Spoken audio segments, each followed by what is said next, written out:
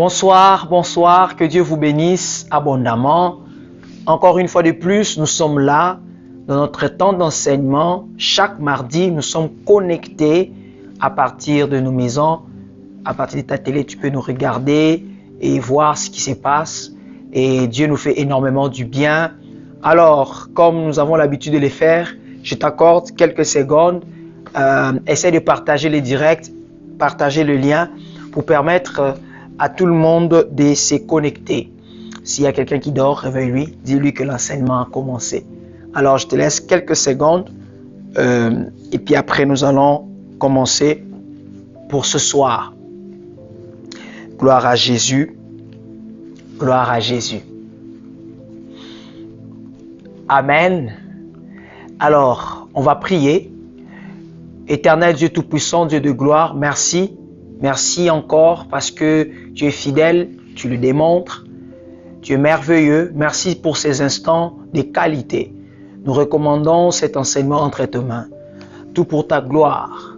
Dans le nom de Jésus. Saint-Esprit, oriente-nous, guide-nous. Fais-le comme tu as l'habitude de le faire. Et bénis tout un chacun de nous. Dans le nom de Jésus. Amen.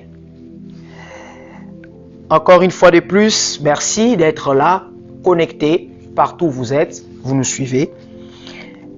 Aujourd'hui, nous avons une nouvelle série. Donc c'est-à-dire que ce soir, ça sera juste une portion d'une grande thématique que nous allons petit à petit découvrir. Le mardi prochain, nous allons continuer. Et je pense que nous serons fortement bénis parce que déjà moi, pendant que je préparais ces instants, je préparais ces moments, j'ai senti que Dieu allait nous faire énormément du bien. Ce soir, je parlerai du Saint-Esprit.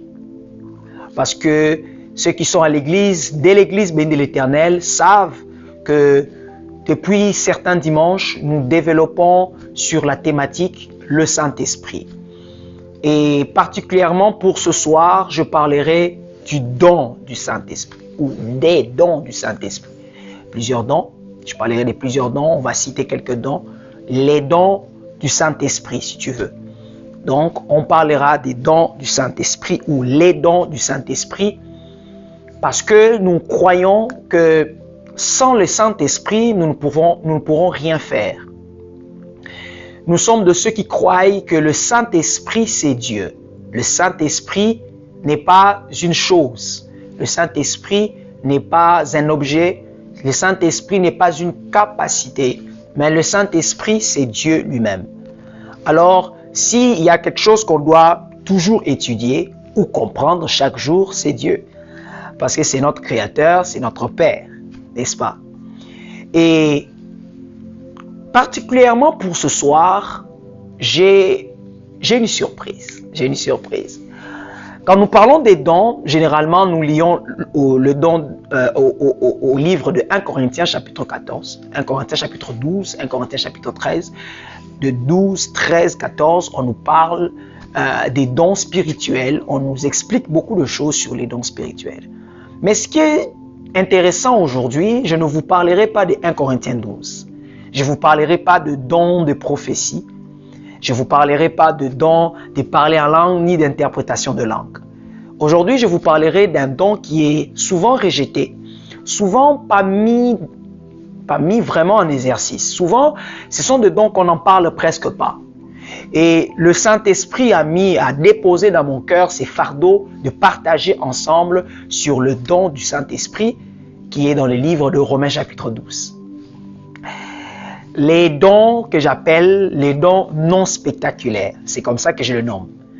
Parce que voyez-vous, quand nous sommes dans 1 Corinthiens chapitre 12, on nous parle un peu de dons de prophétie, le don de parler en langue, le don de miracle, opérer de miracles, le don de guérison, quoi d'autre? Le don de parole de connaissance, parole de sagesse. Ce sont des dons, si vous êtes d'accord avec moi, ce sont des dons qui, une fois que nous le possédons, nous sommes comme des personnes qui deviennent spéciales. Hein? Quand quelqu'un développe le don de la parole de connaissance, c'est quelqu'un où on a comme l'impression que Dieu l'utilise plus. Parce que ce sont des dons, voyez-vous, spectaculaires. Des dons, quand un homme opère dans cela, il attire les regards des hommes. Mais aujourd'hui, nous allons parler de dons non spectaculaires qui est dans le livre de Romains chapitre 12. On va commencer par le verset 6.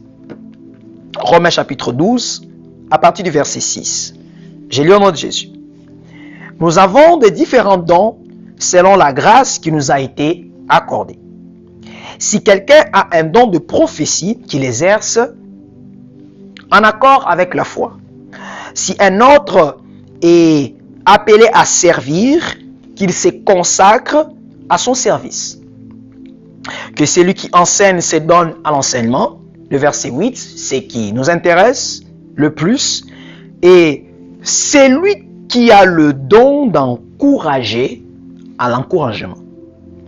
Que celui qui a le don de donner avec générosité, qu'il le fasse. Celui qui préside, le fasse avec zèle. J'aime beaucoup ma version. Celui qui exerce la miséricorde, le fasse avec joie. Je vais le lire aussi dans la version Louis II. Louis II lui dit, celui qui a le don d'encourager à l'encouragement, que celui qui donne le fasse avec générosité, celui qui préside avec zèle, et que celui qui exerce la bienveillance le fasse avec joie. Amen.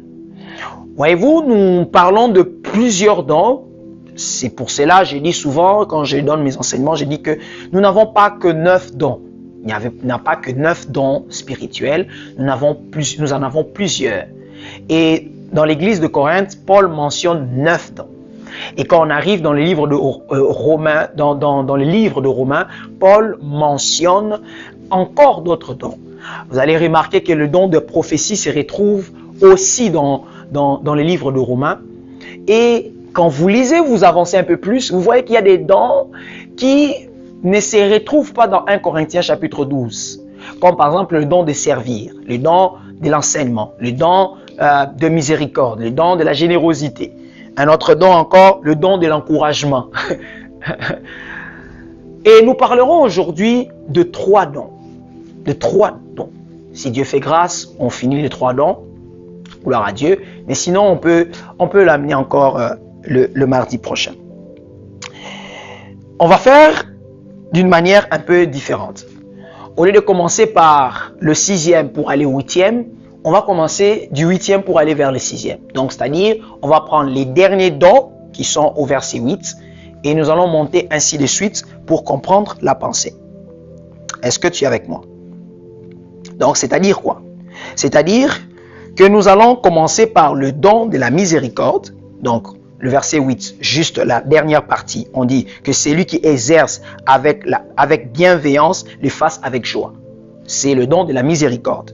Donc, on commence par le don de la miséricorde, puis après, on va prendre le don de la gouvernance.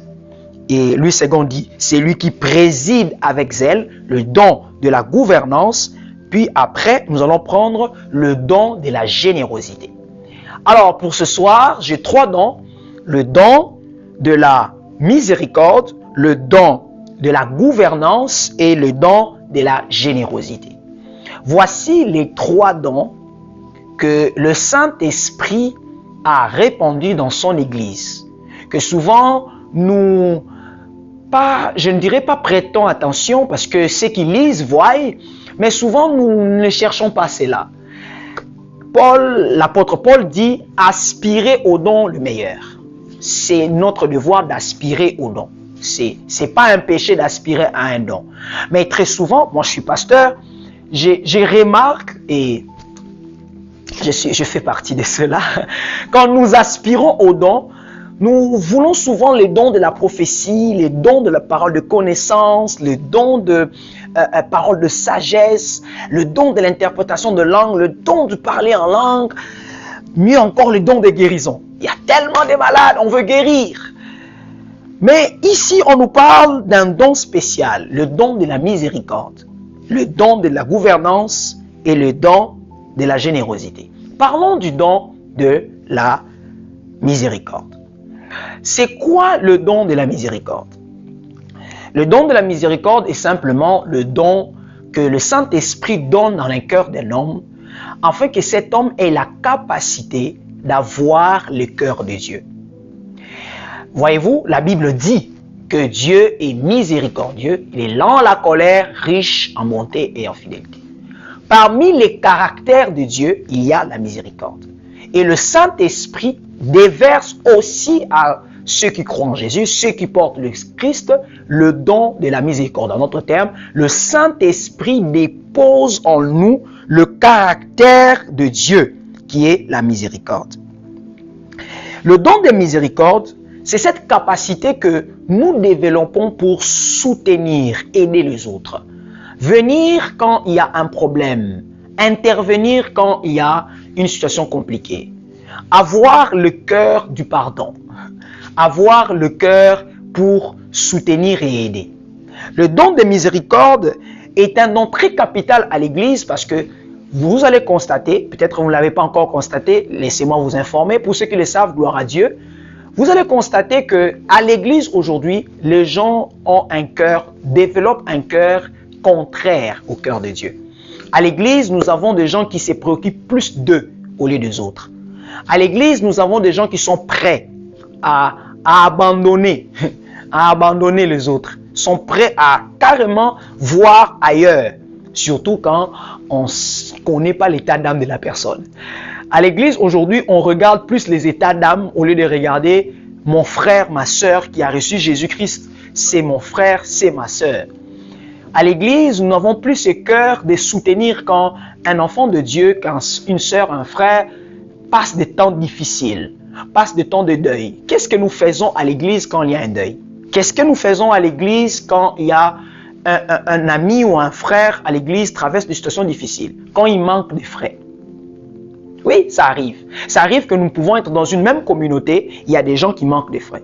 Ça m'attriste de voir certains chrétiens aujourd'hui à l'église sont prêts de débourser de l'argent, de sortir de l'argent, donner de l'argent à l'orphelinat, tandis qu'à l'église, il y a des orphelins qui manquent de moyens, qui manquent d'argent. Les gens sont prêts à aller soutenir à l'extérieur. Pourtant, à l'intérieur, il y a des gens qui ont le même cas que vous. À moins que ce soit par recommandation, nous sommes d'accord, parce que quand c'est par recommandation, on ne peut pas discuter, c'est le Seigneur qui parle. Mais nous allons constater que le cœur des gens à l'église sont vraiment ailleurs. Rappelez-vous, l'une des motivations de Dieu qui a fait que Dieu détruise la terre, Genèse chapitre 6, Dieu a découvert que le cœur des hommes, le cœur des hommes s'est tourné vers le mal. Et le don de miséricorde permet à un chrétien de porter le fardeau, de venir, d'intervenir quand il y a un problème. Nous avons besoin de ce cœur-là. Tu as besoin de ce cœur. Tu as besoin de ces dons. Prie à Dieu. Dis à Dieu, Seigneur, aide-moi à développer le don de miséricorde. C'est bien le don de prophétie, mais j'aime aussi le don de miséricorde. Parce que le don de la miséricorde, le don du souci, du cœur de Dieu, me permet d'aller vers celui qui souffre, d'aller vers la veuve, d'aller vers l'orphelin, d'aller vers celui qui pleure, d'aller vers celui qui traverse des moments difficiles, de porter le fardeau de l'autre. C'est pour cela l'apôtre est en train de dire, c'est lui qui a le don de miséricorde. D'ailleurs, même dans d'autres versions, une autre version que j'ai ici, c'est lui qui aide les pauvres, doit les faire avec joie. À l'église, il faut qu'il y ait un département qui aide les pauvres normalement. C'est pour cela, dans certaines églises, il y a le département qu'on appelle social. Parce que, je ne sais pas si d'autres personnes comprennent pourquoi ils font d'abord social, mais dans le sens ou dans le fond de ces départements, c'est pour aider ceux qui traversent des temps difficiles. Dieu ne donne pas tout à tout le monde. Dieu donne à chaque personne une petite portion afin que cette personne qui reçoit la portion devienne une source pour les autres. Dieu, s'il donne une banane à Alpha, il donnera l'orange à Beta. Pour qu'enfin que Alpha aide à Beta d'avoir la banane et que Beta donne l'ananas à Alpha. Vous voyez un peu ce que ça veut dire? Il y aura des choses que moi j'aurai, ma femme n'aura pas. Il y a des choses que ma femme aura, moi je n'aurai pas. Il y a des choses que mon frère aura, je n'aurai pas. Et quand nous avons cette capacité de porter le cœur de Dieu, nous pouvons aider ceux qui sont dans le besoin. Ça, c'est un don à développer. Or, quelqu'un a prié pour la richesse. Voici un code de richesse. C'est demander à Dieu le cœur de miséricorde, parce que si une fois Dieu te donne ce don de miséricorde, il ne va pas regretter du fait qu'il t'a donné quelque chose. D'ailleurs, même il sera motivé de te donner, parce qu'il sait qu'une fois qu'il te donne, tu as le cœur pour donner. Souvent, nous demandons à Dieu certaines choses, nous ne les recevons pas, parce que Dieu sait, une fois qu'il te remet cette grâce, qu'il t'accorde cette grâce, tu n'auras pas le cœur pour accorder encore cette grâce à d'autres personnes. C'est pour cela que Dieu dit à Abraham, tu deviendras la source des bénédictions. Parce qu'il savait, au travers d'Abraham, il était capable de léguer un héritage. Est-ce que tu es prêt à aider, à soutenir? Si tu veux le faire, si tu sens que ce n'est pas quelque chose qui t'intéresse, prie à Dieu. Demande à Dieu ce cœur de miséricorde parce que nous en avons besoin. Nous en avons besoin, ça fait partie du fruit de l'esprit. Alors je vais prier pour toi. Je vais prier pour toi que Dieu, que le Saint-Esprit nous accorde ses cœurs. Je vais prier pour toi. Seigneur Dieu Tout-Puissant, Seigneur Dieu Tout-Puissant, mon Dieu, mon Roi, j'ai prié afin que ce don que nous venons d'apprendre aujourd'hui, le don de miséricorde, soit le partage de quelqu'un. Seigneur, c'est lui qui aspire à ces dons. Père, je prie que tu déverses ta grâce sur lui, afin qu'il développe encore ses dons de miséricorde, afin qu'il aide ceux qui sont dans le besoin, afin qu'il devienne une personne source. Que ta grâce soit sur cette personne, que ta grâce soit sur cette personne qui veut ces dons. Dans le nom de Jésus-Christ, j'ai ainsi prié. Amen. Bref, hein? Ah oui, on veut vraiment de plus en plus être bref parce que le souci de ces temps d'enseignement, c'est la mise en pratique. Je ne veux pas trop de discours, je veux la mise en pratique. Je veux des choses claires, des points clairs. Alors passons à un autre point. Un autre don très important, assez important, c'est le don de la gouvernance. Le verset toujours 8, je vais les lire encore. C'est lui qui a le don d'encourager à l'encouragement, que c'est lui qui donne avec générosité le fasse. Et c'est lui qui préside avec zèle, le don de la gouvernance. Le don de la gouvernance est un don du Saint-Esprit. Et tu ne peux pas vouloir exceller dans certaines responsabilités si tu n'es pas ou tu n'as pas ces dons. Regardez ce qui se passe dans nos églises. Souvent dans nos églises, nous plaçons des personnes, surtout des chefs ou les responsables du département, parce qu'on trouve qu'il a trop duré à l'église. Ça fait longtemps qu'il est à l'église.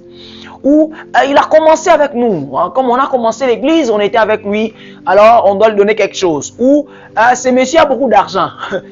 Il a beaucoup d'argent, alors on doit le mettre on va le chercher un poste. On ne donne pas une responsabilité à quelqu'un parce qu'il est intelligent. Pas seulement. Parce que même si l'intelligence compte beaucoup. On ne donne pas une responsabilité à quelqu'un parce que il est riche. Pas seulement. Ou pas. Mais on donne une responsabilité à quelqu'un parce qu'il a la capacité de gérer des personnes qui sont dans son département ou qui sont sous sa juridiction. Parce qu'une personne qui ne sait pas diriger va détruire. Celui qui ne sait pas conduire va détruire, va désorienter les hommes. C'est parce que Moïse avait cette capacité de conduire le peuple d'Israël, c'est pour cela que Dieu est allé le chercher chez Madian. Dieu ne pouvait pas choisir un homme, Dieu ne pouvait pas choisir un homme en Égypte, Dieu ne pouvait pas choisir Aaron, Dieu ne pouvait pas choisir un peuple qui était autour, les gens qui étaient là en Égypte, qui souffraient, parce que Moïse va rester 40 ans chez Madian, donc ça veut dire pendant 40 ans, Moïse ne vivait pas ce qui s'est passé en Égypte. Alors si Dieu devait prendre quelqu'un, il devait prendre quelqu'un qui passait des temps difficiles, quelqu'un qui expérimentait ces choses. Dieu ne voit pas seulement l'expérience, mais Dieu aussi voit la capacité que nous avons pour diriger. Et le don de la gouvernance, c'est cette capacité que Dieu te donne pour gérer. Quelqu'un va dire, pasteur, j'ai pas besoin de ce don. Tu en as besoin. Parce que le don de la gouvernance permet en sorte que tu puisses devenir même un bon père. Comment tu veux gérer ta famille si le don de la gouvernance et le don de la gestion n'est pas en toi? Oui, la gestion est partout, même dans notre foyer, même dans notre entreprise. Je suis chef d'entreprise, j'ai besoin de cette onction. Oui, tu as besoin de cette onction. C'est pas faux, tu as besoin de cette onction. Tu as dit vrai. Tu as besoin de cette onction parce que c'est grâce à cette onction que tu pourras gérer les choses.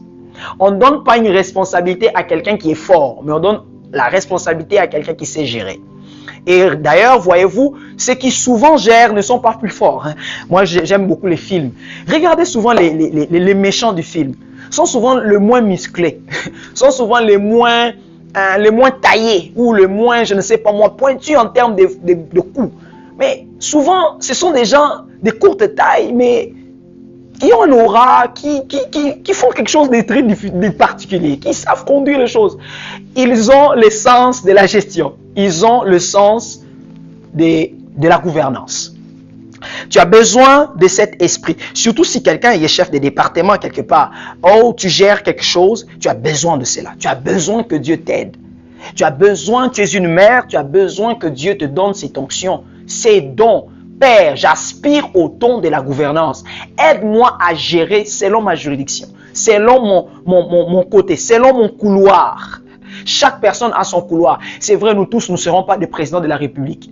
C'est vrai, nous tous ne serons pas des chefs d'entreprise. Peut-être nous tous ne serons pas des pasteurs.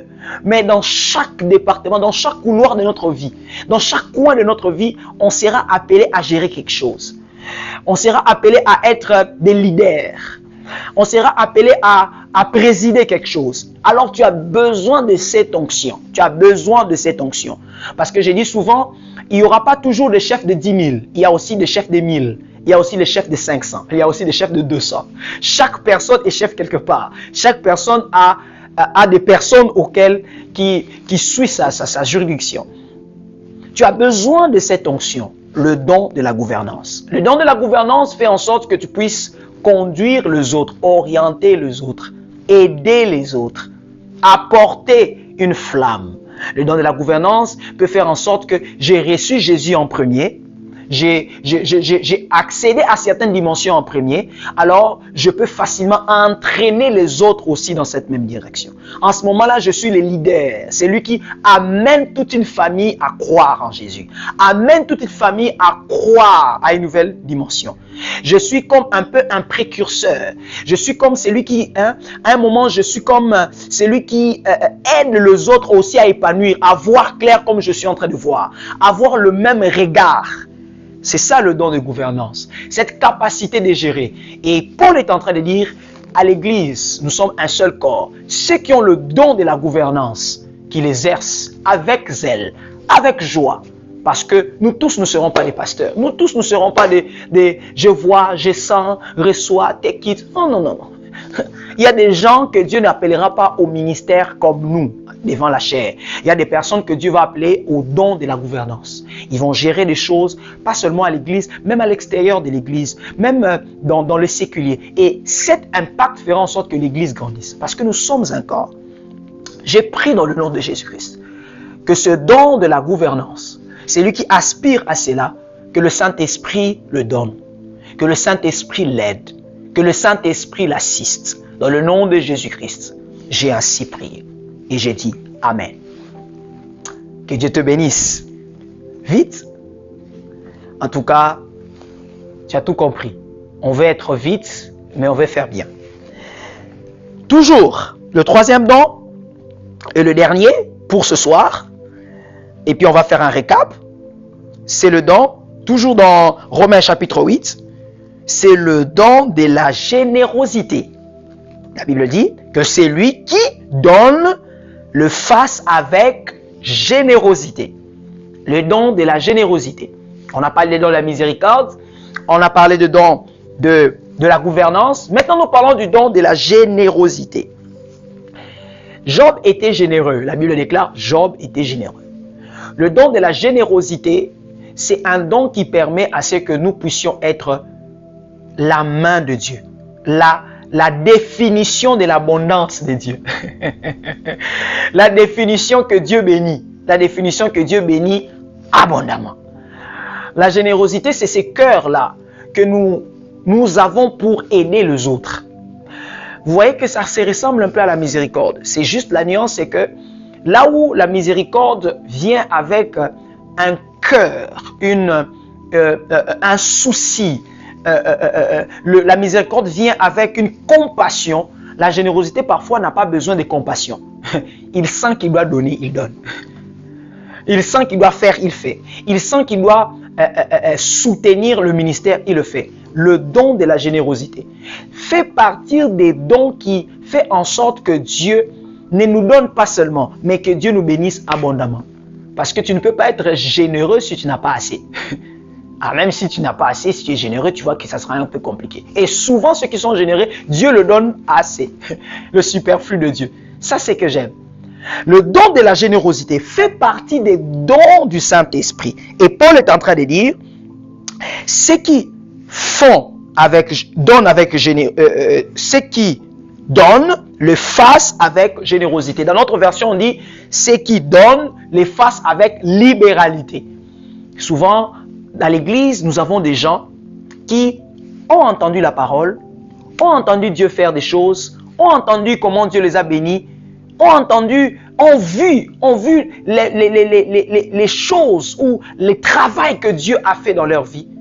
Mais quand il s'agit de bénir le travail de Dieu, quand il s'agit de bénir l'œuvre de Dieu, ces hommes donnent des explications. Nous avons des gens qui sont beaucoup plus avares, si on peut le dire aujourd'hui. Nous avons plus des gens qui veulent investir beaucoup plus sur eux-mêmes. Paul dit, ceux qui ont le don, ceux qui ont la capacité de le faire, de donner, qu'ils les fassent avec générosité. Quand il s'agit de donner, fais-les avec générosité. Qu'on sente la joie, qu'on sente le zèle. Si tu peux le faire, ne le fais pas avec murmure. Si tu peux le faire, ne le fais pas avec tristesse. Si tu peux le faire, ne le fais pas avec colère. Oui, si tu peux le faire, ne le fais pas avec murmure. Pourquoi j'insiste sur ça? Parce qu'aujourd'hui, il y a des gens qui donnent à Dieu, mais en murmurant. Il y a des gens aujourd'hui qui donnent à Dieu, mais en disant, est-ce que, mon Dieu, je donne encore, il demande trop l'argent. Quand tu sens que tu veux donner quelque chose, quand tu veux faire une action, surtout une action spirituelle, tu sens que ton cœur hésite. Et je parle vraiment d'une hésitation où tu sens que tu n'es pas content. Parce qu'il y a des hésitations où tu te dis, est-ce que j'ai fait bien ou pas? Ça, c'est aussi une hésitation. Mais une hésitation où tu n'es pas content. Tu le fais juste pas, comme si on te force. Laisse. Parce que en ce moment-là, tu deviens comme, je dis souvent, le corbeau d'Élie. Dieu a mandaté au corbeau de nourrir Élie. Il n'y avait pas de relation. Il n'y avait pas autre chose. Le corbeau prend, donne à Élie. Il n'y a pas de relation entre Élie et le corbeau. Je ne pense même pas que Élie savait encore que ce corbeau s'appelait tel, ou bien c'est le même corbeau qui m'avait nourri hier. Il n'y a pas de relation. Tu prends la nourriture, tu viens avec. Ne deviens pas le corbeau, c'est lui qui vient juste déposer de l'argent. Non. Nous voulons des personnes, surtout parce que nous sommes dans le cadre de l'église, nous voulons des personnes, quand ils donnent à Dieu, ce n'est pas des gens qui sont seulement des donateurs, mais sont des fils, des serviteurs, qui savent ce qu'ils font. Ils savent qu'en donnant, il y a un pont que je suis en train de créer. Il y a une alliance que je suis en train de bâtir. Sinon, ça servira à rien d'offrir. Paul dit, c'est lui qui donne, le fasse avec générosité. Voici les 3 dons que je voulais qu'on partage aujourd'hui. Que je voulais que tu puisses dire au Saint-Esprit, aide-moi. Peut-être tu vas choisir un des dons, pas de problème. Si tu veux choisir le 3, aspire au don le meilleur, c'est la Bible qui le dit. Dis à Dieu, Seigneur, aide-moi. Tu sens que tu es un peu égoïste. Tu sens que, parce qu'on se connaît, hein, tu sens que en termes de donner, j'ai un peu du mal. En termes de, pas parce que je manque, pas parce que je suis vraiment dans le noir, dans le déboire, c'est chaos, c'est la misère. Mais parce que je sens, à chaque fois quand je donne, c'est comme si j'ai un vide. C'est comme si je ne veux pas les faire. Je regrette après. Seigneur Saint-Esprit, aide-moi à développer cette capacité. À être celui qui va soutenir le ministère. Soutenir aussi les autres. Parce que Quand on parle des dons ici, surtout le don de la miséricorde, ce n'est pas seulement pour les pasteurs, c'est aussi pour les frères, c'est aussi pour les orphelins, c'est aussi pour les prisonniers.